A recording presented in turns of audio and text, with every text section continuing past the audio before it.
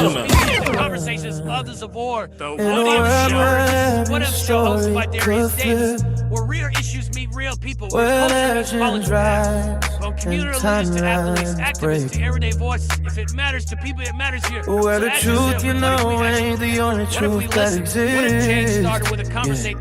Every street got a story, every block got a legend, every city got a what if, every rumor got a message. We take the myth, the whispers in the night,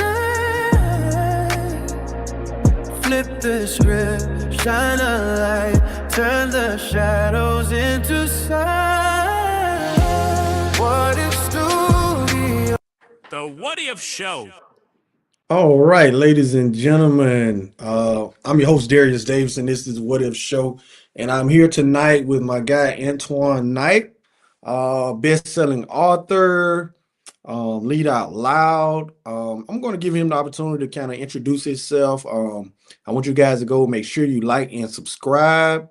I know he did a little, he got 15 plus years of leadership experience. U.S. Embassy experience, the lead model creator. So I'm gonna go ahead and let you kind of introduce yourself, tell about where you're from, tell about kind of how you got into the leadership business. Oh, perfect. Hey, Darius, thanks for having me on the show. I gotta first, give some people their flowers. Like first and foremost, you. I remember when you created this platform, kind of seeing how it's going. And you've had some straight up legends up in here. I think you had Chris Porter up in here. You had Derek. Yeah. I think you had cousin Julie up in here. Yeah, the motivator. One dude was running for governor. And I think Anthony McMillan, I think that was his name. And his no excuses thing. And I was 100% gonna make an excuse and reschedule this being sick. But anyway, so being able to give a platform for us like this, being able to kind of share the word. And anybody that's watching this, like any one of those videos, this is gold. They pass it out nuggets here. But yes.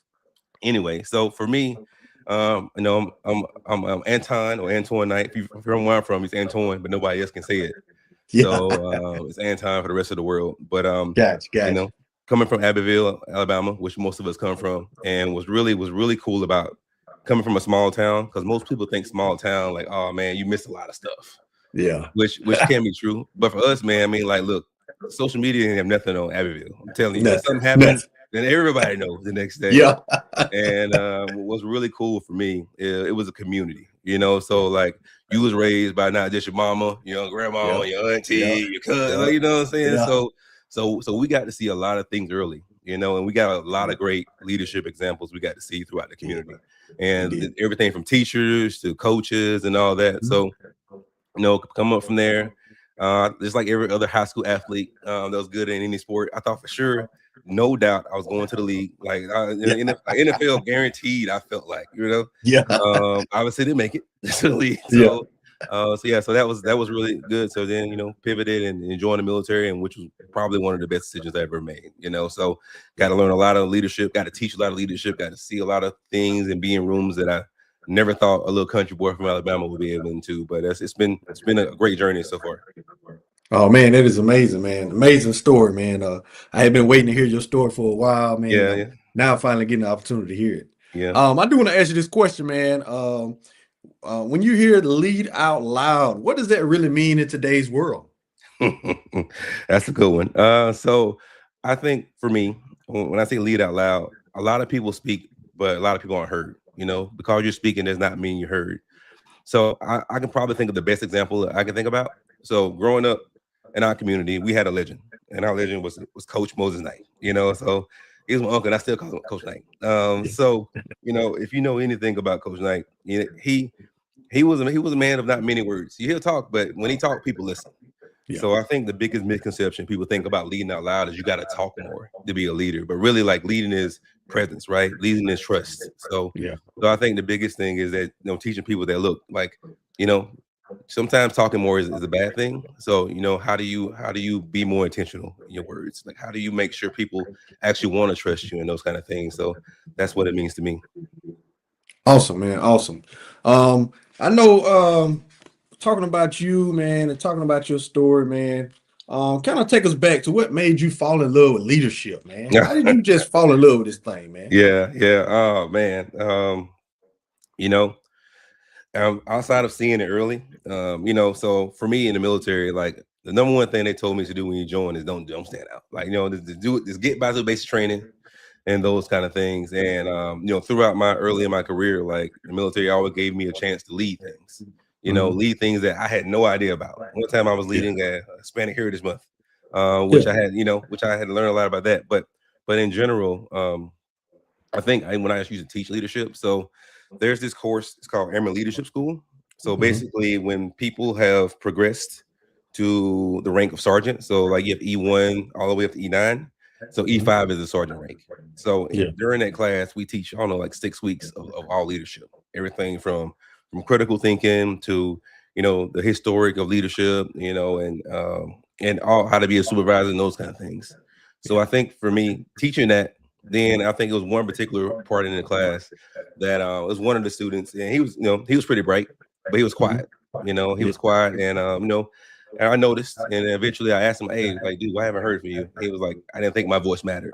You know, Mm. in a room full of leaders, this Yeah. person didn't feel like their voice mattered. And Wow. and we think about us and many of us that sat in rooms where we've had ideas, we've had Yeah. things that we could add to the conversation, but Yeah. we didn't feel comfortable saying those things. We didn't feel Yeah. comfortable putting our voice in the conversation. So this is kind of like teaching people, like, okay, why is it important to lead? Mhm. So I think this for me, like giving a voice to people is probably the biggest thing. Giving them space in order to do it. So yeah. Awesome, awesome, awesome, man. So what is the I want to know, was there ever a moment where you didn't really feel like a leader? Oh yeah, 100%. Many moments, many moments. Yeah. So I think oof, man, there's so many to think about. Um, I think I'll probably say I was working this hurricane recovery job. So a big hurricane hit a base, and my job was to go out there with the finance team and kind of reestablish the operations for it. Yeah. So it was a dynamic environment. Like Mm. things were changing a lot. It wasn't a lot of structure as it usually be because you're restarting things on there too. Yeah. Yeah. And I think there were times in there. It's like, man, am I leading these people the right way? Am Yeah. I, So I think throughout numerous times, like I can point to several situations where like did you always make the best decision? So I think the biggest thing is whether you make the best decision or not, like was it the best decision at the time? Or was Yeah. that the best one you could at the time? So for me, I think looking through all those many, many mistakes that I've made Yeah. throughout my career, which kind of helped me understand, okay, if you make this decision, without people, knowing about it, like if I'm asking someone to do something and I'm not doing it, then how am I expecting them to do it? Am I Yeah. walking the walk, or am I just telling them, do as I say is not as I do, type thing? Exactly. Exactly. I understand that, man. I understand that. Yeah. I want to ask you this question, man. What did the Air Force teach you the most that people would never understand about leadership, man? What did they teach Ooh. you the most? Oh, I would probably say it's not about you, you Okay. know. So even though you could be individually great, if your team Yeah. sucks, then it Yeah. doesn't matter. Like Yeah. so I can think of one situation that was, I don't know if I can say that on camera. Anyway, a certain situation that happened when I was in basic, and I was the what's called dorm chief, so I was in Yeah. charge of the flight, Yeah. and this one person had kind of messed up the bathroom Yeah. a little more than usual, and because one person had did it, we all had to re-scrub the bathroom, and then we had to do a whole bunch of other different things because of it. So if one person messed up, everyone kind of got it. So that's one Yeah. of the things it taught you, like you only as strong as your weakest link. Yeah. Mhm. Awesome, man. That's awesome, man. I want to ask you this question, man. What is probably one of the biggest mistakes young leaders make early on? Ooh, yeah. So I would probably say that the biggest thing is thinking you got to have all the answers, or you got to talk first. So most Okay. people think that you're the leader, you're supposed to talk first, right? You're supposed to tell everybody what the decision is and all those kind of things. So what that does is, I don't know, think about basketball, right? So the way I think about basketball is, let's say your job is a scorer, you're the Yeah. scorer on the team. or your job is the point guard, right? If you go down and shoot every shot, how good you think everyone else is gonna play defense? Probably not. Like, nah, Not at bro. all. You would yourself. Go ahead. You better play all the defense. Yeah. You know. So I think the same thing with leadership, right? So I think if you're talking all the time and if you're not necessarily valuing people's opinions, then they aren't gonna come along. You know, they're gonna do the barest of minimum. Like, I'm here just so I don't get fired type thing. You know. Yeah. So I think Yeah. one of the biggest thing is, one, you don't talk first, because when you talk first, you shut everybody else down. Yeah. And two, you give other people a chance to talk. You know, give other people a chance. You know, and that's what leadership is. It's helping others elevate. Oh man, that's awesome, man. Awesome. So I kind of want to, like I said, break that down, man. Your lead motto: listen, empower, adapt, and decide. Yeah. So out of those four, which one do people struggle with the most? Oh, it's the first one. That's why First one, listening. Oh man, I know we've all seen people talk, and as soon as they finish talking, you're like, okay, but you know, but this, like, they don't even process. I think listening is something that we all forget throughout our time. So, and really, if you don't listen, like, no one's gonna trust you. Like, if you don't listen to anything I say, like, you can tell me what you want to tell me. Like, I'm not gonna respect you at all. So I think the foundation of trust is listening. You know, being able to hear what they got to say on there too. And I think one of the things we talk about is the 80-20 rule. Like, you hear 80-20 relationships, well, 80-20 is like in listening, right? You should be listening 80% of the time and talking 20% of the time, you know? And when you can do that, you can find out what people think. And then people can feel their value compared to, like, I'm just doing what the boss tells me to do. I'm just here, just showing up, you know? Awesome, man. How does listening actually make you more powerful as a leader, man? How does that make you more powerful? I know you talked about that a little bit, but can you expound upon that a little bit? Oh man.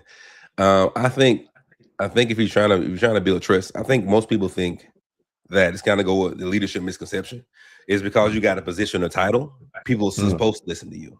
That you know, because I'm the manager, I'm the boss. You supposed to do what I'm supposed to, do what I'm supposed to do. That's not how it works. All right. Well, I think, you know, giving people time to listen, and sometimes you just listening, not even to say anything. I have this one troop that every week, she would come in my office and like cry, like a big cry. I ain't talking about like just small tears, but she'll come in, she'll cry about 5-10 minutes, she'll get herself together and go out there and like just destroy the job, which is in a good way, you know. So I think sometimes, you know, just listening to people, that makes them feel valued. And if people aren't feeling valued, then they're not going to contribute as much. That's true, man. That value is very important, man. I'm glad you said that, man. Like, you talking to me and I'm looking this way the whole time. Yeah, like, man, it's gonna be a short interview. I'm telling you that. This ain't gonna go very long. So what does it look like to empower people without losing control, man? How do you get these people empowered without losing control of them? Oh, you said something really good there. Control. Okay. So I think that's always a slippery slope. When you're leading, if you want to control everything, then you're dipping into that micromanagement level, you know. And I don't know about you, but I'm not the hugest fan, you know, somebody over my shoulder, right?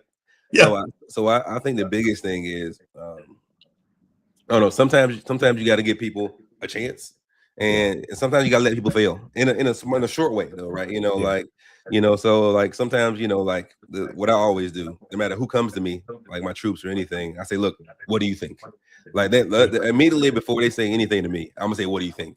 And they try to talk to everyone else before they come to me, because, you know, I know exactly what I'm going to say, but that allows them a chance to kind of like, okay, what do they think about this? Oh, most times they even have the answer. You know, they just don't know, or they just don't believe that they have the answer. So I think empowerment is giving people, is passing people the ball. You know, are you going to shoot over 3 people, or are you going to pass to an open person for 3? You know, you can shoot over 3 people, but the open person, what they going to do? I'm trying down the court. I ain't gonna pass it to me. So, you know, so I think that's what you got to think about. Yeah, man, that's awesome, man. So, man, can someone be a leader if nobody's following? Ooh, that's a good one. I would say it depends. Okay, so it depends on, first, when you come into a situation, I use basketball references because basketball is the easiest thing to go. Yeah. So let's say like you have a basketball team, you got your team set. All right, this new guy comes in, supposed to be a star of the team.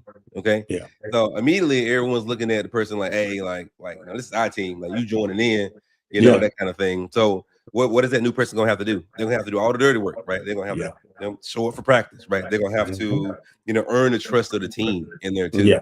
So if you're a new person in the team, first you got to understand what the team's feeling. Like okay, like like whoever your disgruntled people are, or I like to call them your influencers, right? Some people that kind of like influence people. Like you got to find out, okay, why are they upset? Are they upset because they didn't get the promotion they're supposed to get, or they've been looked over, or they applied for the job 7 times, they didn't get it? Yeah. So once you kind of find out what the root cause of it is, now you can talk about it. Okay, let's say I got this one disgruntled person. I'm like, okay, all right. So we sit down. So, okay, why are you upset? Like, okay, I didn't get the job. Okay, why did you think you didn't get the job? I mean, these conversations can be a little touchy. Like, why do you think you get the job? I said, okay, look, all right. So these are things that you're missing. Like you applied for the job, but you don't have this certification, or you don't have an associate's degree, whatever that is. That's why you didn't get it. But if you want to get a job like this in the future, like here's your path, right? Here's Wallace Community College right here. Here's that. So I think those kind of things build credibility on it. But you got to address the issue, and it might be you. So you might have to look. You might have to look at yourself, right? It might be you might be like So I think it's a real hard mission, real hard thing to do. And you got to know your strengths and weaknesses. Like dealing with people is my strengths. My weaknesses is organization. I'm like not organized at all. So people know. Like, listen, I won't forget some things. So you're gonna have to remind me like 4 or 5 times. Okay. Don't leave. Like make sure I do it before you go to make sure this is done. Because when you leave, I'm having 7 different things coming on my plate. So I think it's just being real and genuine with people and kind of meeting people where they are. That's probably the biggest thing. Then you earn trust, because if you don't have trust, you don't have nothing. No, you don't, man. You can't run anything without trust, man. I don't care if you're a boss on a job. You got those people got to trust you. Oh yeah, I can't trust you to be here on time. I can't trust you to do the job. No way. No way. So I do want to ask you this question, man. You led high pressure environments. What separates strong leaders from weak leaders? Let's see here. I almost said fear, but everyone should have a set of fear. I would say communication is probably the biggest thing. Yeah, communication. Weak leaders hide behind emails. They don't like to address the issue. They wait. Like something happens on Monday, they might talk about it in 2 weeks. They accountability. Weak leaders don't have any accountability. It's always somebody else's fault. A great leader takes accountability. Anything my team does is my fault. It isn't regardless of what it is. So I think between those kind of things and lack of trust, weak leaders don't listen to their people. They always telling them what to do. They're the boss. So because they're the boss, that's how those things happen. So I think between that, like being able to communicate with people is probably the number one thing that bad leaders lack. Awesome, man. Communication. So tell me about a time leadership went wrong with you, man. What did you learn from that, man? Man, so many times leadership went wrong. But in a good way. I would say so my job in the Air Force is financial management, right? Our job is to make sure, like 2 parts, right? Our job is either managing budgets or is managing, people's pay, travel, those kind of things. And when you're dealing with pay, it's a sensitive subject, right? People's welfare, like how being able to pay their bills, being able to pay their rent, like pays, it's touchy, right? So we have a heightened sensitivity to people's pay. So this one particular time that a group of people didn't get paid, and our processes were not as solid as I thought they would be. And so when I found out that X number of people weren't paid, like I immediately had to own up to it. Like, look, okay, send a message out to all the people involved and their leadership. Like, hey, look, this is what we did. This is what happened. This is what we're doing to fix it. And this is what's going next on there too. So like I think the biggest thing is like I didn't blame the team for it because again, overall it's my responsibility. The person that didn't do their job, yes, of course, they got some accountability for that.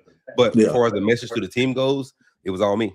Yeah. It was something that I missed, and Yeah. I think for the team that kind of like let them know like, look, this guy ain't gonna throw me under the bus, on Yeah. those kind of things. So Yeah. so that was probably the most recent example. But dealing with pay, it's always something you have to deal with. Man, that's awesome, man. Awesome. Hmm. I do want to ask you this question, man. I know, you like many others have been in situations where, the people in that organization may not respect you. Yeah. How do you lead people who don't respect you? So it just depends, right? So if someone's under you, if someone's not your boss, right? So Yeah. if someone's not your boss, then you got kind of two ways, right? You can either win them over time with consistency, right? Yeah. Yeah. That's kind of getting to know them and finding out why they're disgruntled. Yeah. If and some people they're just bitter, and if they are bitter, like eventually, like if they aren't doing their job, they're then you got to kind of take care of that part.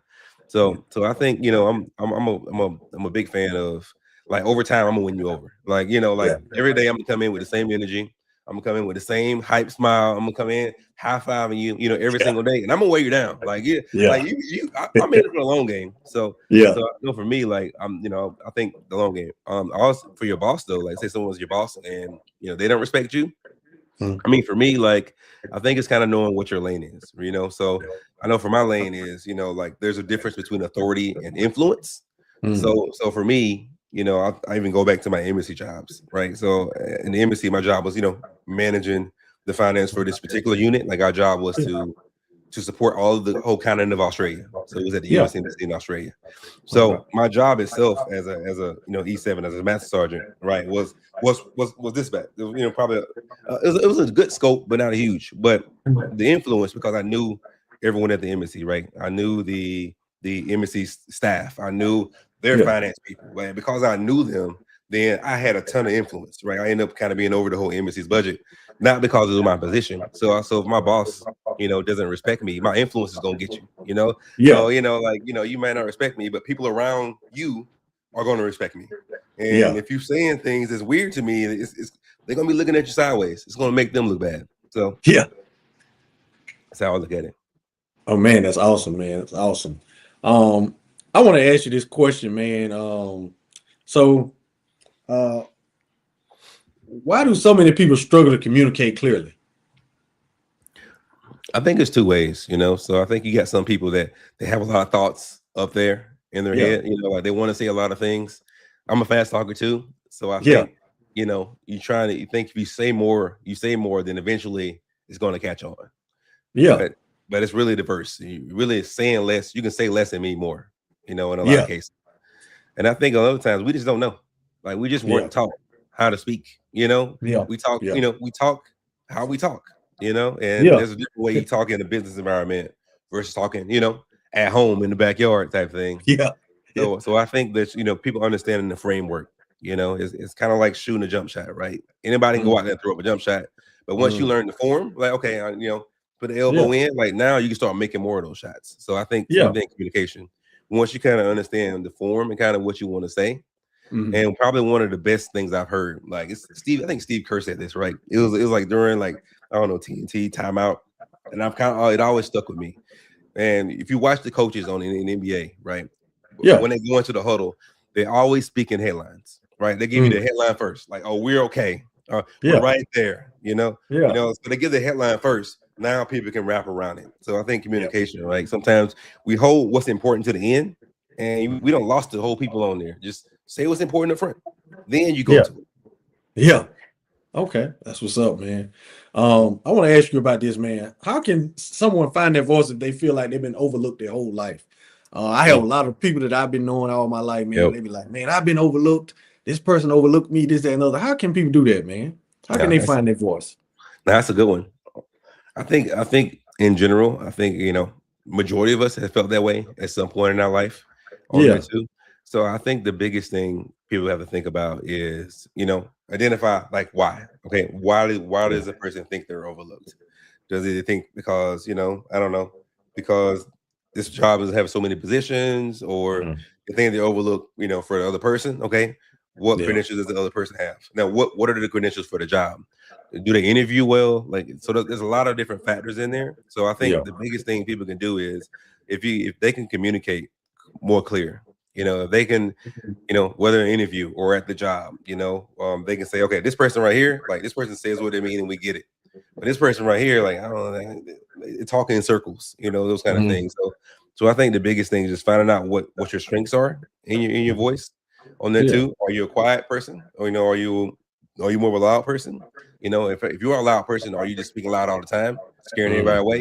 If you're a Yeah. quiet person, are you just not saying anything? Hoping someone sees you, because most times they won't. So I think so it's kind of determining where they are on that.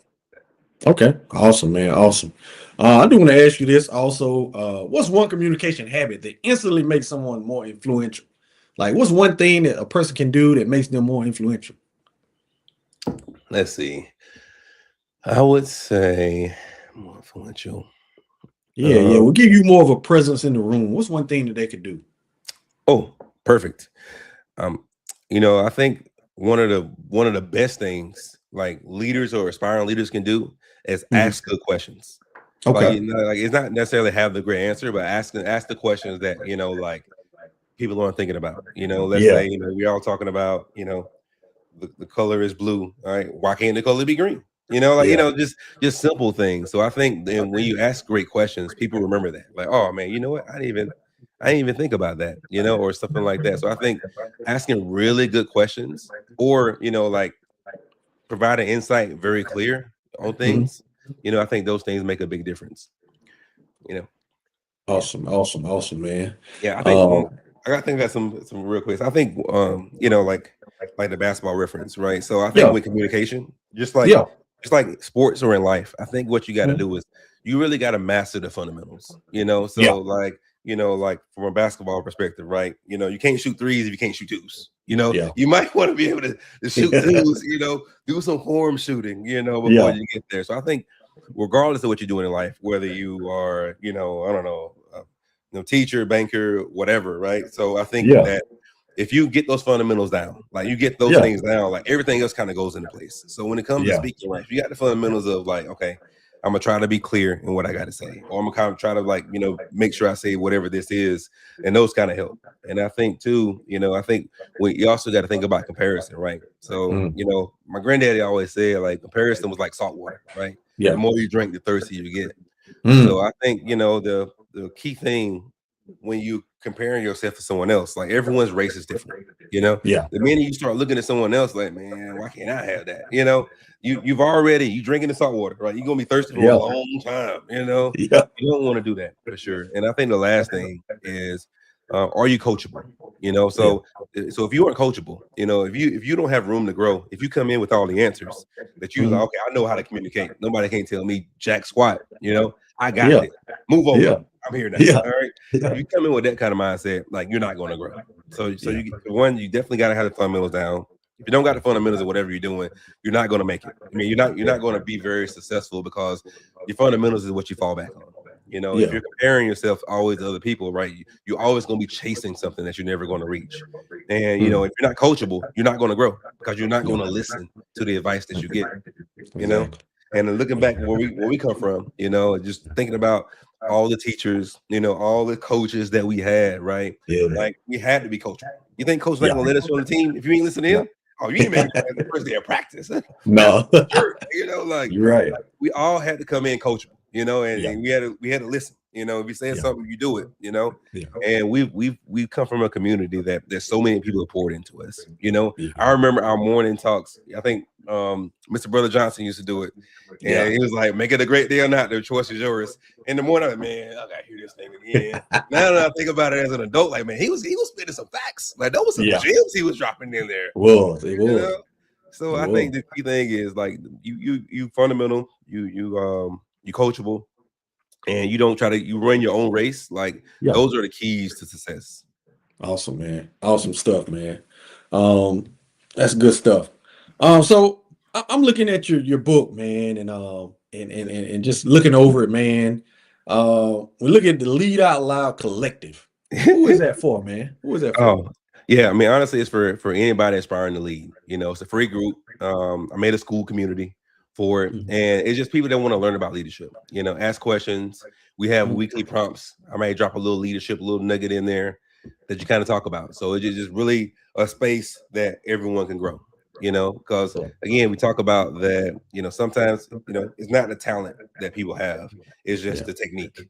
You know, Yeah. so most people are very talented. I believe a lot of people are more talented than they probably give themselves credit for, but they just Yeah. don't have the techniques to apply that talent. You know, Mm. if you can jump high, but you can't grab the ball, or or if you can run fast and you can't catch, Yeah. so it's just getting those techniques in there. So that it's just a space for growth. You know. Yeah. Okay. Okay. Man, that's awesome. Awesome, man. Why did you feel the need to build a community instead of just doing some content, man? What made you feel like building a community would be better? I mean, honestly, I procrastinated on it for a minute. I had saw like Yeah. school pop up quite a bit. Yeah. I'm like, man, I'm not gonna do that because it's gonna be a little extra work. I'm like, am I really committed to doing something like this? Then Yeah. eventually I kept seeing more content about it. I kept seeing people kind of talking about it, and I saw the community kind of growing for it. Yeah. And one of the guys I follow, he's probably like one of the best-selling book guys. His name is Alex like Mosey or something like that. Mhm. And he started getting involved with it too. So I was like, okay, let me just see what this is about, you know.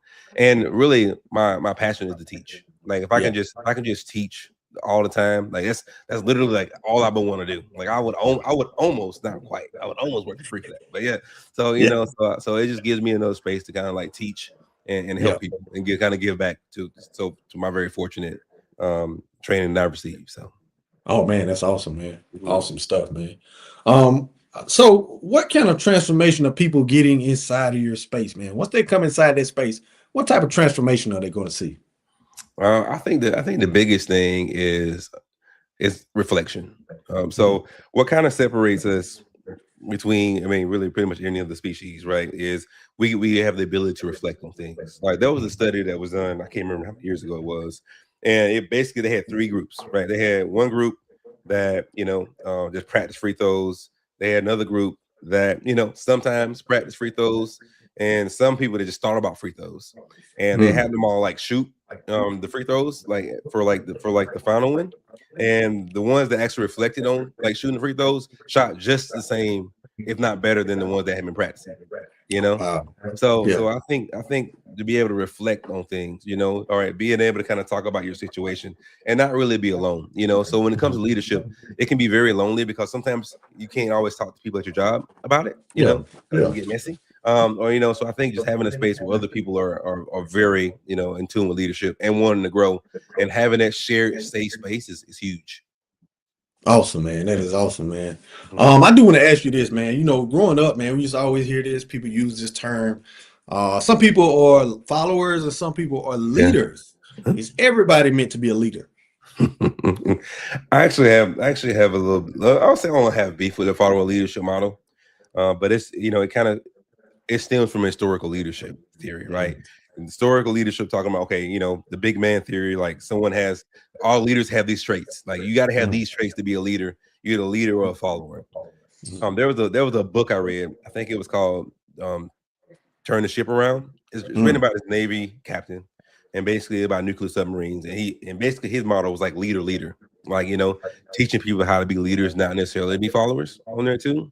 So I think the leader follower makes sense from a historical perspective, but I Mm. think if you're really trying to make people better, you know, you probably want to do a leader.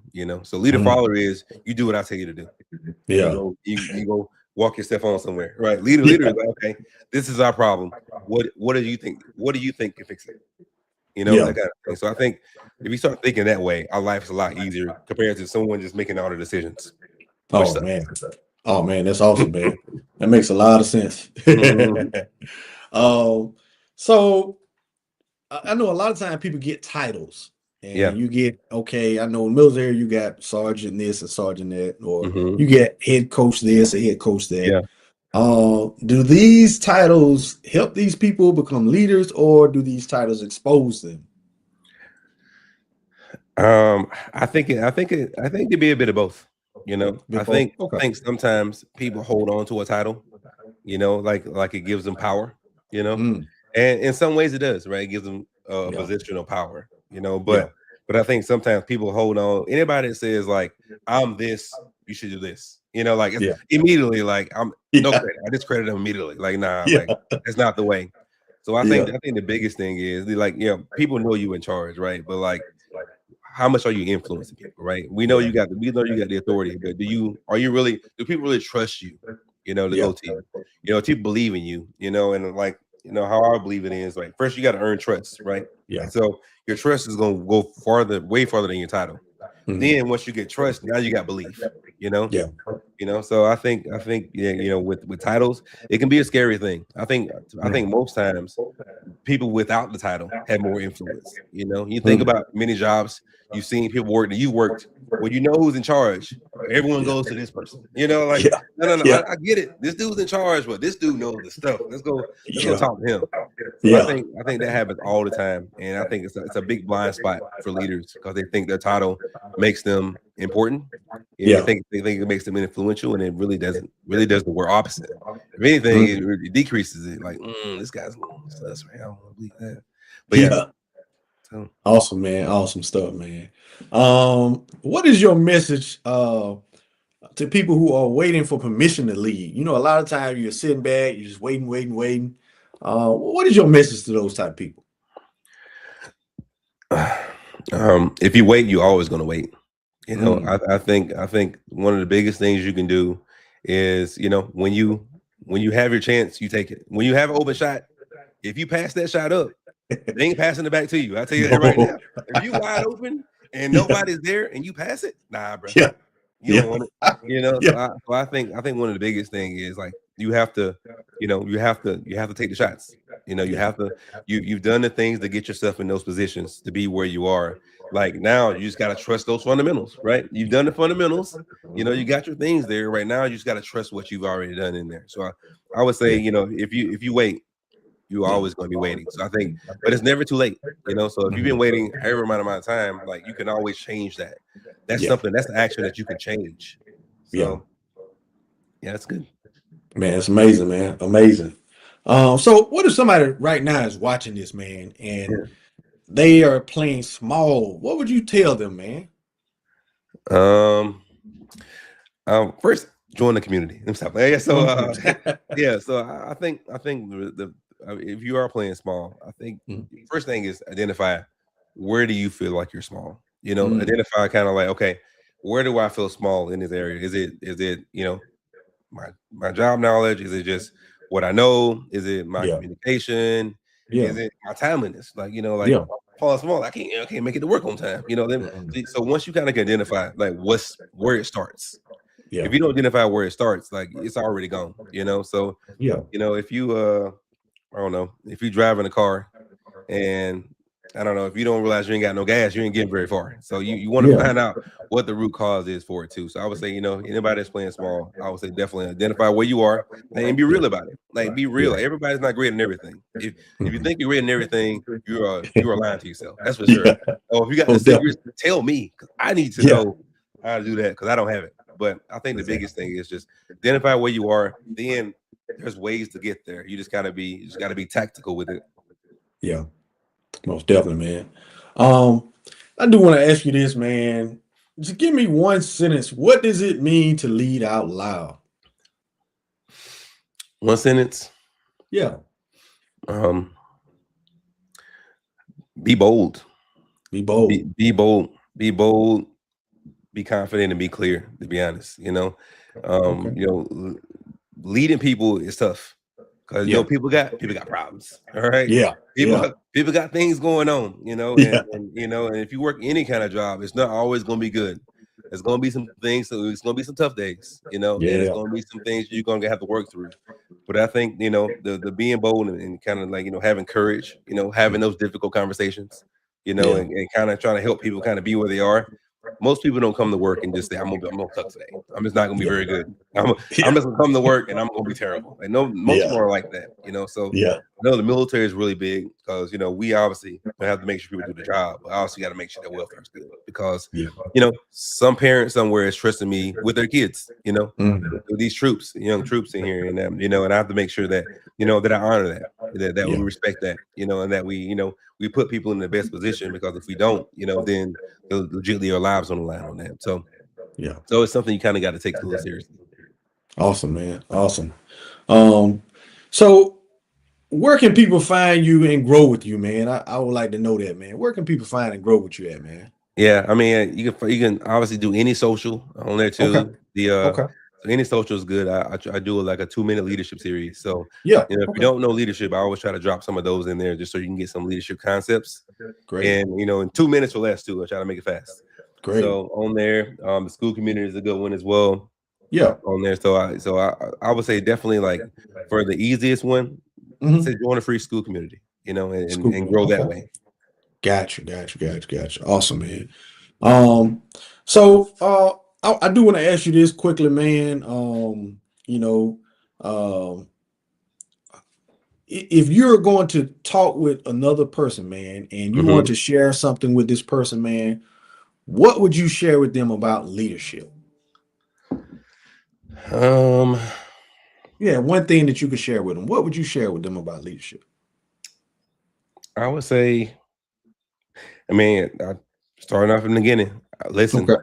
Listen. I mean, if you don't listen first, like I'm serious. Like if you don't listen to people first, like everything Mhm. else is a no-go on that too. Okay. So if you're anybody you're leading, including yourself, like you need to Yeah. listen and find out Okay. what's going on first.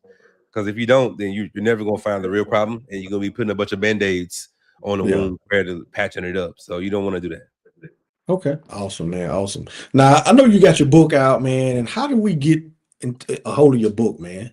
Oh, cool. So it's on Amazon, it's on Barnes and Noble, it's on Okay. Walmart, Books a Million, you name it. Okay. But all those things, and I would say like one of the just for letting people know, like writing a book is something that I never thought I would do. It's Yeah. something that I've kind of thought about. I remember Yeah. back in the day, I used to write poetry like for in high school, like, for little Yeah. girls. Like, but anyway, so but writing a book is something I thought about for many years. And I was like, man, I just don't know when I ever do it. Then one day I'm like, man, I'm gonna do it. So Yeah. locked down and did it. So I would say anyone, like we all have our unique voice, right? Our voice, Yeah. I like to say like a fingerprint on our voice, right? We all have experiences that are unique to us, but a lot of times those experiences can affect others. So Mm. I've taught like I don't know over 2,000 hours of leadership, like over my time, and Yeah. time and time again, I sit in rooms and I teach people, and they don't necessarily know what leadership is coming in. Mm. And it's a lot of leadership myths that we get, especially in the book that it kind of talks about, right? It talks about Yeah. the leadership myth and it talks about what the truth is on there Mm. too. Because just like everything else, just like how the cell phone um changed from the Nokia to what we have now, right? Yeah. Same thing about leadership, right? So I think a lot of times we think this old copy and paste leadership that's been used since the Mhm. 60s is still Yeah. good today. Like, nah, it's not. Like, it's a whole different world.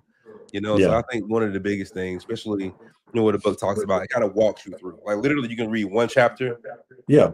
and be a better listener. You can read Yeah. one other kind of be ways, and it gives kind of techniques of how to do it, and it gives Mm. you a chance to practice. So there's a practice it out loud model in there too that gives you a Okay. chance to do it. So it was built. The book was built to teach. Awesome, man. Awesome. So I do want to ask you this, man. What's next for you, man? What do you see yourself the next few years, or what's your next project? Well, I mean, it's a few of them. I think the first thing is first in the car in years of retirement. But yes, after that, I Yeah. mean, I'm probably gonna write a couple more books. Really, well, what I'm really working on. I'm saying this now. I don't think I told Yeah. anybody. Really, Gina, my mama, and my sister. Yeah. I'm gonna be on the TED Talks. Okay. I'm not there yet. I'm Yeah. working on kind of being on the TED Talk, going to Toastmasters. So even me, you always got to be improved, right? You're always Yeah. trying to find that 1% better. And so my goal is to, be on a TED Talk one day and be on there, million views, those kind of things, and kind of and passing that leadership thing. So right Yeah. now, that's one of the active goals that I'm doing. But eventually probably write some more books. But one of the biggest things I really want to do is kind of like help people write books as well. Yeah. So because I think, the stories and experiences we all have, and I think certain people, leaders in the community, have a story to tell, and I think that I think the fear is the biggest thing, because I'm not gonna lie, writing a book, that was Yeah. terrifying. I'm not gonna lie, writing a book itself wasn't terrifying, but you putting it out there in the world and say like judge it, like Yeah. I want Yeah. you all to judge this. Yeah. That was, I am not gonna lie, I had to get my mind right for to look at the reviews, but surprisingly, like the reviews Yeah. have been really good. Like I've gotten really good reviews on it, and Good. and it was nerve wracking, because you expect someone to say, "Oh, this book sucks," like Yeah. you put your whole life into, like, no, this book Yeah. is trash. This military Yeah. dude don't know nothing. Yeah. So, for me, like that was the most humbling thing, and again, my family was so supportive of it, and it's been great. I mean, it's been really good. So I got a couple book award nominations. So I'm gonna see if I win anything for that. But yeah, so it's just I think the biggest thing is everyone has a unique voice. Everyone has a unique thing they bring to the people, and there's a lot of leaders in our community. And I think we're used to minimalizing our greatness, and I think we all the time talk down about ourselves. But I think if we did the opposite, like what could we do? If we talked up to ourselves, if we kind of did that, like what kind of change could we see in our community? And that's want to help kind of facilitate that. Man, that's awesome, man. Yeah. And I want to ask you this question, man. Finally, man, when you're done or retired or whatever you say, man, what do you want people to remember, man? What do you want your legacy to be? I don't know. It's actually a weird one. For me, like I don't know. I just want to be one of the best people at making others better. Like for me, like I don't know. There's a certain joy that I get that when someone kind of gets it, like when the light bulb clicks and they get it. So. And now, man, the young folks now, man, sounds like old head saying that. And these guys are so talented, I mean, like far as what they know and what we knew at the time, like it was all, we had to go to the library and get on MySpace, that's what we was at. Oh, top 5 friend, profile picture, Yeah. and then you check again and somebody gonna talk trash about it. But so I think now, man, like far as like, younger generation now and kind of what they know, because they have all this access to information that we didn't have. Like we had to learn everything from our aunts, uncles, and grandparents. That was all I know. That word was law. Whatever they said, like it was. Grandma said the sky was green. I don't care what you guys say. So I think now, like I think one of the biggest things I want to do is to be able to teach and influence, and help people in that way. So that's the number one thing I want to do. Man, that's awesome, man. I really appreciate having you on, man, today, man. And you have dropped some gems, man, and blessed me, man. I'm so glad that you was able to come on today, man. And is there anything else that you like to say, man? Just think about it, man. If some of the young people are watching this today, man, what would you say to them? Yeah, honestly, I would say for the young that are watching, like you got leaders all around you. Some of these are your teachers. Some of these are your principals, some of these are your aunts, some of these are your uncles, or some of these people are on this show that you can see, right? So the resources are there, and you can chat GPT all these things all you want and all, but these real people and these real experiences, like everything that I've learned from leadership, I learned from my my grandparents, my mom, my uncles, my aunts, all those kind of, my cousins, my friends, So I think. The coachability, right? So I mean, like the 3 things you talked about, right? You got to get the fundamentals. No matter whatever you want to do, if you don't got the fundamentals down, then you have nothing to fall back on. Your fundamentals will always save you on there too, and if you're always comparing yourself to someone else, you're always going to be unhappy, so just make sure that you aren't drinking that salt water of a comparison, right? And the last thing, you got to be coachable. Like if you're not coachable, like if you already know the answers before you walk in, like you've already failed. Your growth is going to be very limited. So if you can get those 3 things down, then you'll be on the right space. And if you don't know, just find somebody, find some old head in your family, because we're happy to give you information in there. Awesome, man. Awesome, man. This is the What If Show. My name is Darius Davis, and I got my guy, Mr. Knight, with me.